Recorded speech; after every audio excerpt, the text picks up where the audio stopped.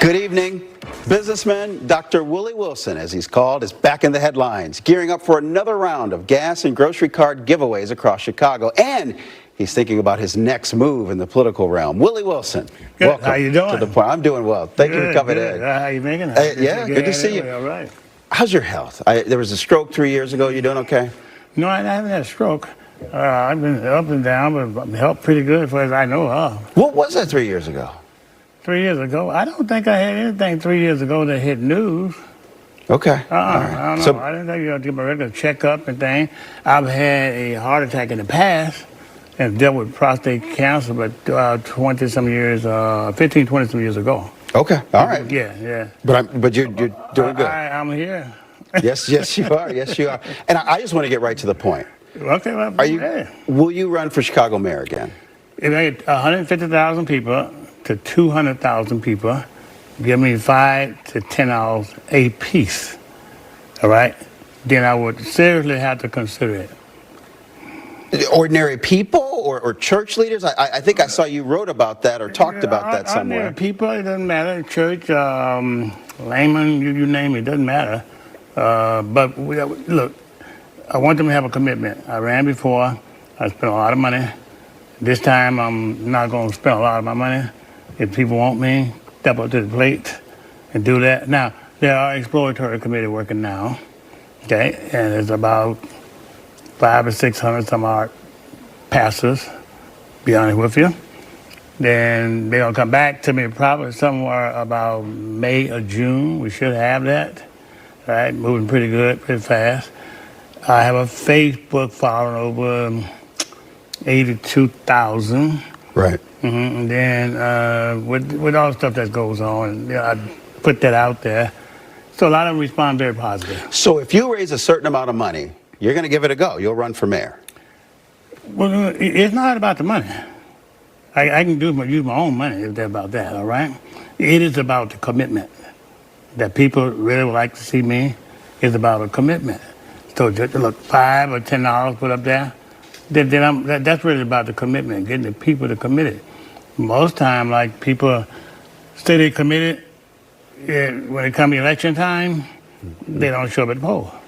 Laura Washington wrote in the Chicago Tribune that if you run, you'll be taking votes away from Mayor Johnson on the south and west sides. Do you see it that way? If I run, I'll be taking votes back from, with everybody. If I run, I expect to win this time. That's why the 150,000, 200 people, we know that'll put us in a runoff, at least. So, but I don't look at the mayor as a necessary problem. I look at Chicago as a problem with all community. I don't look at just the African-American community. I look at all community, white, African-American, Asian community, brown community. That's what I always have been focused on and kind of leave the colors alone. That doesn't get anybody anywhere. If it's out there, it's out there, but I always focus. I spent a lot of time in all the 7-7 communities in Chicago. I haven't ever stopped, because we've been out there donating gas, food card, because when we do things, we make sure it represents Chicago. What was your last conversation with Mayor Johnson? Do you talk to him regularly? No. We have not talked maybe 2-3 years ago. Maybe. Yeah. That's about it. We haven't talked about anything. Nor have I seen him no more on TV. We haven't been at none of the different functions together or anything like that. I know you're known for reaching across the aisle. Are you a Democrat or a Republican or nonpartisan these days? No, I'm a Democrat. I'm a Republican. I'm all of them. But main thing, I'm the people, independent. And that's why you have never seen me reach out to major corporation to give me $100,000, $200,000. I've always used all my money because I don't want to be beholden to anyone except for the community. Now, one thing you've talked about, you wrote an op-ed calling on Governor Pritzker to suspend the gas tax, but in light of the Trump administration withholding federal funding, doesn't Springfield need that revenue? My name is Nikhil Bufala. You are here in Route 30A, located in South Walton. Food is one of the... Well, I see, look, here's what I would do. If I was sitting in his position, I would reach out and be nice to the president and Republican, Democrat, doesn't matter who it is. Look, we're in a situation, yes, we need the dollars, yes. The governor says that he balanced the budget, but he really balanced the budget off raising taxes on people, And plus, be honest with you, the governor, in my opinion, I have a problem with a statement he made a long time ago, least offensive. I have a problem with that. So I don't think it's You're talking about on the Blagojevich tapes, referring to So Jesse White. Evidently, we offensive to him, evidently. Are you are you supporting then Governor Pritzker in November, or do you back Darren Bailey? Then? I'm gonna write your name in. You're gonna write my name in. Yeah. All right. Well, that's. I will not accept though if I somehow win. Can I ask you about progressive revenue? There's a real push, and one of the things folks are talking about is a millionaire's tax. Would impact you. Would you be willing to pay a little bit more? Should the state enact a millionaire's tax? No, I think that's the wrong move.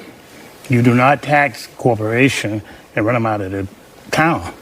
I mean, look, Tennessee, Indiana, Texas, Florida, all those government people, they balance their budget.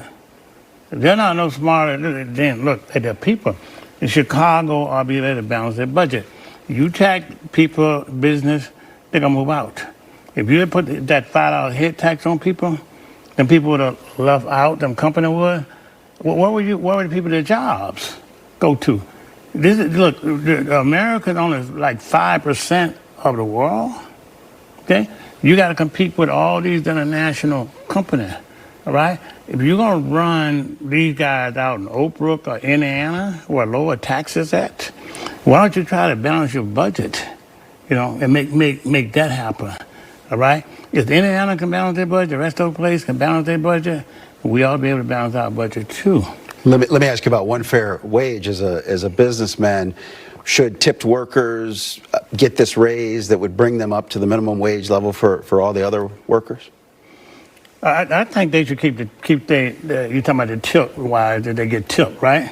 Yeah, so in Chicago, there's sub-minimum wage. There's a plan to phase that out. It was passed in 2023, a 5-year plan to get their wages to match the minimum wage. Do you support that? Well, I support a fair income, living income. But you see, here's the situation.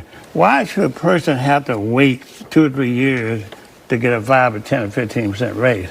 Why not take those people, take them job training. So pay workers more is what you're saying. Right, because they got to trade.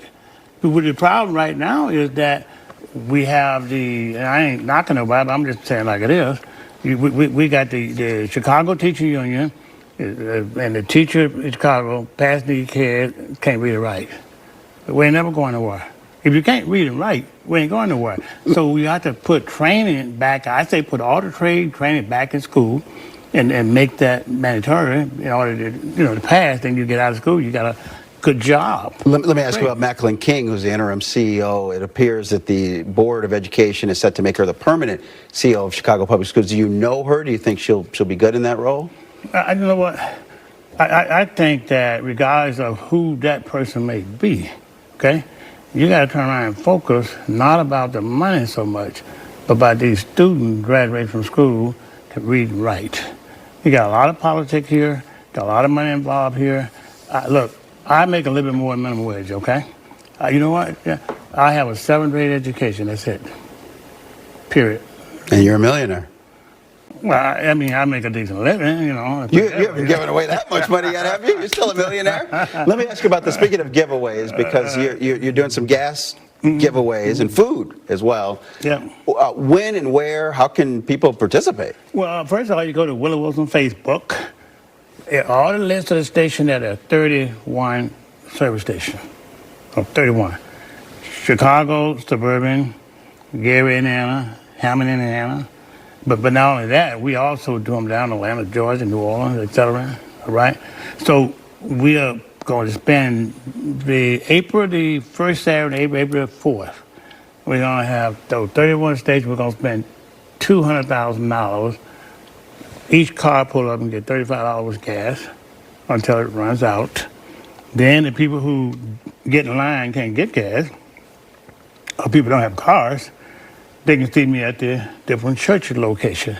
All they got to do is inbox me on Willie Wilson Facebook. We'll take each Sunday for the next 4 weeks, 6 weeks, or 8 weeks. And they can come there and they can get the $25 for a gift or more, whatever it may be. And we'll take their name, because we do it every Sunday anyway. Yeah, a lot of folks out there who Well, you know want what? help. To show you how in need it is here, is that we put that on our Facebook, and you can go and check the viewers. We got over 500,000 viewers. Yeah, yeah. Well, thank you so much. And Thank you. Good to see you. And please do come back when you're ready to make that run for mayor official, okay? Well, I'm gonna probably, if I do that, I'm gonna ask you to run with me. There's a running mate. Okay, all right. I like doing this, but Sue, we'll see you again soon. Okay. Dr. Willie Wilson. And we're